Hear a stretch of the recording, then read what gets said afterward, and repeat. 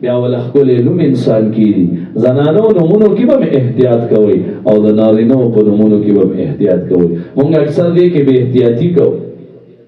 مونږ له مرګري راشي یاره چې نمونه رالولې کا مونږ ورته وایي زه دا نمونه واخله 10 مبشره نمونه واخله که هلک وي او که زنانه وي مونږ ورته د صحابیاتو نمونه ولیکو چې کور ته ویسي نو بیګم صاحب یې ورته دا پوزه تراوکي یاره وایي دا خو پخواني نمونه دي اوس داسې ماډرن نمونه پکار دي ماډرن نمونه تاسو چاته وایي خبرې چې څوک ګانې وایي د هغه نوم پکار دی چې څوک ګډېږي د هغه نوم پکار دی چې څوک لوپټه نه په سر د هغې ګلوکارې او د هغې سندرغاړې او د هغې ډمې نوم پکار دی حالن کې بیا د جوړه مکسره بشي ځکه چې اسم په خپل مسما کې اثر کوي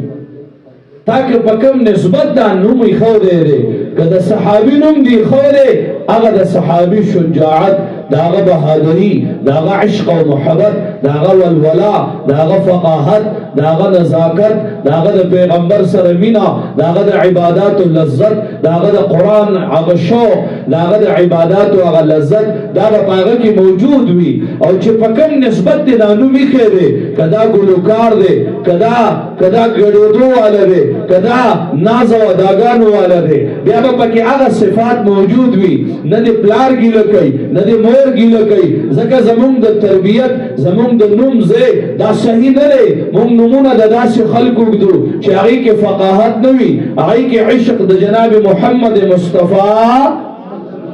شوق سره لږ وایي جناب محمد مصطفی صلی الله علیه وسلم موجود وي نو هغه نومونه ایښودل پکار دي مونږ د هغې نه اکثر څنګ کوو مونږ وایي خیر دی مړه دونه یو نوم ولکې ده دونه یو نوم ولکې ده نه جي نه ښکلی نوم بچو لږ دی ښایسته نوم ولږ دی